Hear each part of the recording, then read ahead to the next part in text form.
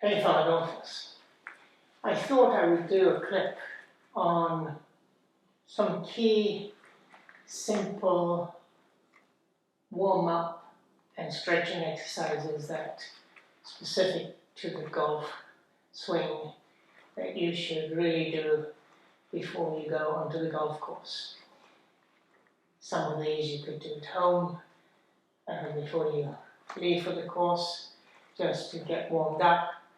Others you can actually do on the first tee while you're waiting or just before then. But the key really is to do some very quick, simple warm-up and stretching exercises of the key areas and muscles and parts of your body that you use for the golf swing, so that you not only can swing more freely, enjoy the game more, in all likelihood improve your results, because one of the things that these stretches and simple exercises will do is begin your flexibility and mobility and balance aspects, which are all key to the golf swing. But most importantly, it will significantly reduce your risk of injury. Some data suggests that even 5 minutes of such warm-up exercises and stretching can reduce your risk of injury by some 50%. So what I will now do is show you the key stretches that I do before going to the golf course. And I do it for no more than about 10 minutes. Each stretch I do about 10 times. You could increase that to say 18 per exercise if you have the inclination and the time. Why 18? Just because there are 18 holes in a golf round, so I thought 18 was a good number. But you don't need to spend more than about 10 minutes really to fully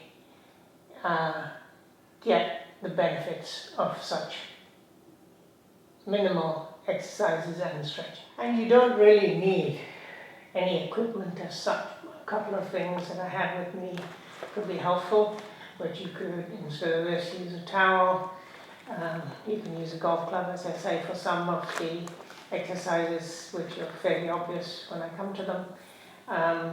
And you could just freeware. I have a simple mat. You don't have to have one. It obviously helps, but you can put a towel on the ground or use your carpet, as the case may be. Secondly, when it comes to particularly seniors who perhaps don't have as much flexibility, it's important that you don't overdo these exercises. So only go as far as you can, and if you have some limits, be it because of hip issues or shoulder issues or arm issues, don't overdo it.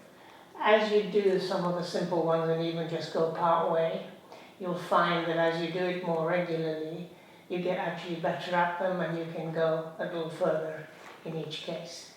The important thing is to loosen up, to warm up those key muscles, and to reduce your risk of injury. So without further ado, let's get started. I have a resistance band here, and then another type here, and I will just use this one. So usually what I do is I start off, and this is where you can use a golf club, just over your head, so you are loosening your shoulder muscles, your triceps, and just beginning that simple warm-up. Now if you have a resistance band like this that stretches, then I do 10 or so of stretches on the front, and then 10 or so stretches over my back. So all of those begin to loosen up a bit of your arms and upper body. I add to that a stretch here where I'm able to pull my triceps up and add those to the mix. Then this is where you can use a golf club, and this is one of the things you can do on the course before you tee off. Just begin your swing. And then try rowing a boat. So with your 1 foot forward, you're coming down, coming down. You get the idea that you're beginning to move as you would in some of the movements of your golf swing. So you're slowly working up to that. You get the idea. Then I take this, and I'm a left-hander, so I just practice that pull from the back leg. So if you were a right-hander, you would do it like this.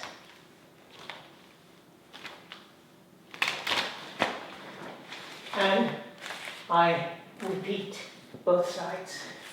So the idea is with this on my front foot, in my case, I pull this and I can begin to do the backswing. Similarly, the follow through. So I'm beginning to mimic the movements, but I'm warming up different muscles of the body. Then another thing, two exercises I strongly recommend. One for balance, put your 1 foot forward, lift your other one, and just balance for a few seconds. And then do the other one. So it just gets you used to learning good balance, which is so critical, particularly in finishing your swing. Then I do one other, which is handing and the elbow back to the knee. And then both sides. As I said, 10 of each, or 18, so you have the inclination. So you've begun to do the complete warm-up. Now that's it for standing up. I now go onto the mat and do 2 or 3, the first, and in no particular order, so you can change the order to suit what you like to do. And that is just keep your arms on the side, move your knees together on both sides, so you're beginning that hip movement, those glutes working, that will really help you and begins to warm also up your lower back. Critical for those who might have such problems. Now, as I said, if you can't have that full flexibility, it doesn't matter. Start gently, and then over time, as you do this more and more, you'll find you can go further. So don't get put off. Once you complete that, I take one leg folded over the other, take my hand here, press it against the knee, and press this back. You'll feel it on your lower back here. Again, just warming up those muscles, warming up the inner thighs. And then repeat on the other side. You'll feel it differently on both sides, because if you're a left-hander, in my case, you'll feel it more on your right side, because that's what you're using to make the biggest turn. And then you'll find, if you're a right-hander, it's the opposite. Then, keeping that position, I just pull my leg up a little bit, and that gets the glute working, gets the thighs working, gets the movement going. And then the other side, the same.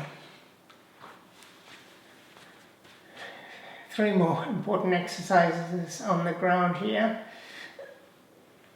One is just reaching up and touching. Again, reach up as far as you want or can. Just warming up your core, which is so critical in the golf swing. Then, sort of version of the mimicking, in a sense, the one I showed you standing up. Elbow to the knees. Good one. And then, very important, twist your knee all around, feel it on the lower back. I hear a slight click, which is fine, it's just getting everything in place. And then the same for the other side. So that just gives you all of that stretch in key places. Then I sit up and touch my toes as best I can with both legs out. Again, 10 to 18 times.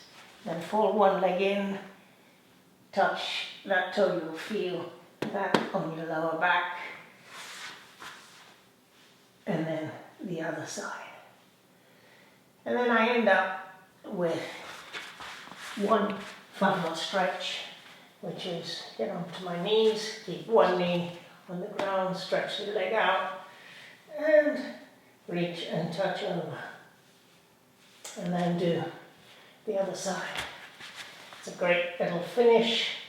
It then stretches your full inner muscles, leg muscles, internal muscles, and gets that upper body movement also.